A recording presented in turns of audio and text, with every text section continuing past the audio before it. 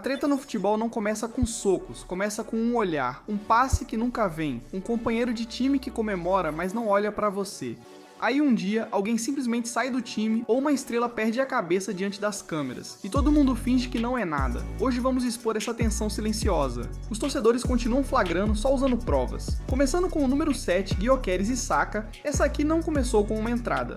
Iniciou como uma breve comemoração e virou debate nas redes sociais. O Arsenal venceu o Chelsea por 3-2 na primeira partida da semifinal da Carabao Cup e Gyökeres marcou de perto, um gol muito necessário. Mas o lance que todo mundo percebeu foi depois do gol. Quando Saka se aproxima para comemorar, imagens online mostram Gyökeres aparentemente o empurrando levemente e comemorando com outros. Sem áudio ou contexto, pode ter sido brincadeira. Mas os torcedores logo diziam: "Não, mano, você nem passa a bola pra mim." E aqui está o motivo da frase ter pegado. Antes desse jogo, o clima em torno de Gyökeres já era tenso. Ele ficou 4 jogos sem marcar desde dezembro, foi criticado por comentaristas e torcedores que diziam que ele não recebia bolas. Jamie Redknapp destacou que a tendência de Saka de cortar para dentro prejudica o tempo de finalização dos atacantes, causando frustração visível durante o jogo. Após Gyökeres ser substituído, os cruzamentos aumentam na área. Então assista ao próximo jogo desse jeito, não só pelos gols. Veja os primeiros 10 minutos. Primeira vez que Gyökeres se desmarca do zagueiro central e Saka ganha espaço. Ele cruza cedo ou a jogada é refeita? Próximo. Estamos indo para a Espanha para mais uma dupla na posição 6, Vinícius Júnior e Gonzalo Garcia. Uma coisa é se frustrar após um mau resultado, outra é vencer de goleada e ainda assim parecer que querem te fazer parecer errado. Na vitória do Real Madrid por 5-1 sobre o Betis, Vinícius é vaiado no Bernabéu e a irritação dele transparece à beira do campo. Como se dissesse: "Por que sou o alvo se não sou o único?", fazendo jogada sozinho. Daí vem a frase que fez os torcedores pausarem e reassistirem o vídeo. Segundo leitura labial, Vinícius transforma isso em reclamação direta aos companheiros. "Assim é impossível, é uma merda. Todos querem driblar e eu acabo vaiado." Diz pro Gonzalo que ele precisa passar a bola ao menos uma vez, não sempre, mas pelo menos uma. Isso não é uma reclamação genérica, ele citou o nome, e o pelo menos uma vez é o que faz doer. Porque basicamente eu não estou pedindo perfeição, estou pedindo o básico do trabalho em equipe, e aqui vem a parte que pesa ainda mais. Gonzalo é um atacante jovem que ainda está tentando encontrar seu lugar. Para Vinícius, já pressionado e vaiado, descontar a frustração em um novato que fez seu primeiro hat-trick só o faz parecer pior. Principalmente porque Gonzalo nem estava sendo fominha nesse jogo. Certo, vamos deixar a Espanha por um momento. Porque o próximo duelo não é sobre uma declaração fora de campo, é sobre dois atacantes aprendendo em tempo real quem vai ser o protagonista.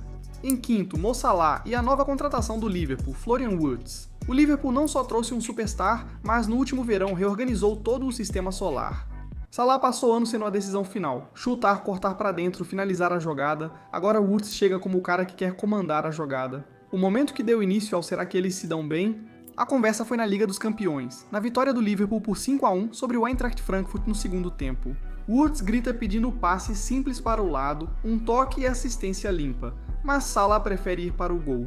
O chute não se destaca e Wirtz reage na hora. Braços abertos, rosto fechado, olhar sério e silencioso que os torcedores capturam e transformam em narrativa. E é por isso que as pessoas começaram a fazer a pergunta desconfortável: Salah está apenas seguindo um instinto ou está protegendo seu lugar no centro do ataque? Porque Wirtz não é só mais um colega, é a contratação capaz de mudar quem recebe o crédito. Se Wirtz se tornar o cérebro e a manchete, Salah vira a arma, ainda mortal, mas já não é mais toda a história. Então, toda vez que Salah chuta quando Wirtz está livre, não parece só uma decisão, parece um recado: "Este ainda é o meu time." Uma pausa rápida. Se gosta dessas análises, curta e inscreva-se. Isso ajuda o vídeo a alcançar mais fãs de futebol. Agora vamos ao maior rival do Liverpool. Porque lá, a tensão entre dois líderes se enfrentando e depois agindo como se nada tivesse acontecido 5 segundos depois. Em quarto lugar em Manchester, Bruno Fernandes e Casemiro. Esse não é o tipo de tensão que explode em público, é o tipo que vaza por 10 segundos e depois é abafado instantaneamente, porque os líderes sabem que as câmeras estão em todo lugar.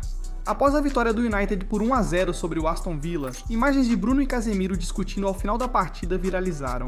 Uma aproximação tensa, longe de um bom jogo amigável.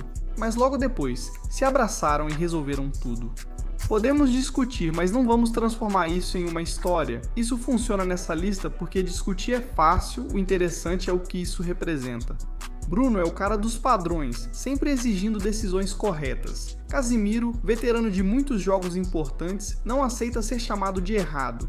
Junte esses dois no meio campo e vira um empurra-empurra constante. Não é ódio nem caos, só duas personalidades fortes tentando conduzir o mesmo barco.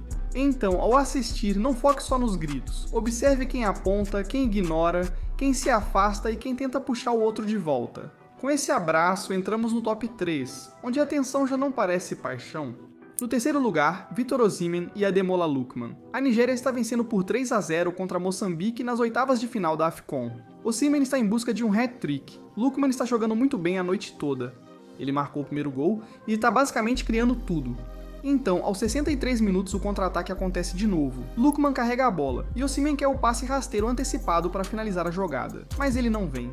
Osimhen se vira, encara Lookman e o repreende. Bruno Niamete também ouve, pois Osimhen acha que estão preferindo driblar ao invés do passe simples. Por isso marca. O jogo está ganho, mas o atacante ainda age como se fosse vida ou morte e não encerra a discussão.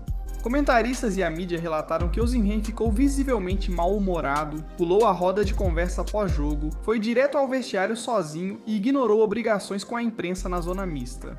Enquanto isso, Lookman age como conciliador e minimiza a situação publicamente. Ele é meu irmão, é só futebol. Mas será que ainda guardam alguma mágoa em segredo? Agora, sempre que Lookman chuta em vez de passar, os torcedores olham para o rosto de Osimhen antes do replay. Certo, o número 2 é onde a situação fica ainda mais complicada, porque não aconteceu em uma partida. Número 2, outro par do Real Madrid, Antônio Rudiger e Jude Bellingham. Esse tipo de tensão deveria ficar no clube, pois não ocorreu sob as luzes do estádio, mas sim em um treino, antes de uma noite importante. Após perder por 3-0 para o Arsenal, relatos apontam que o treino do Madrid ficou tenso e Rudiger e Bellingham precisaram ser separados após uma entrada dura e discussão. Por isso os torcedores comentaram: Rudiger já costuma jogar no limite.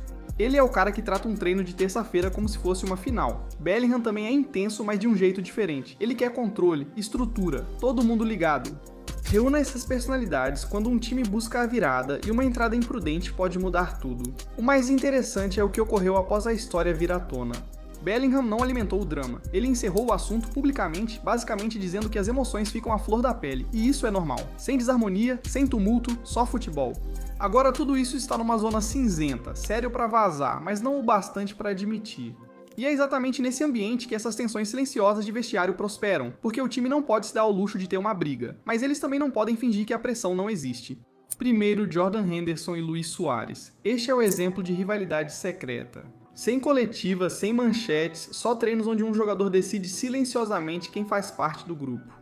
Só sabemos que isso aconteceu porque Henderson contou a história anos depois no podcast Jamie Carragher, muito tempo após Suárez sair do Liverpool. Ao chegar, Suárez não só exigia padrões, mas levava tudo para o lado pessoal. Um passe errado e ele já levantava os braços, questionando: por que ele está aqui?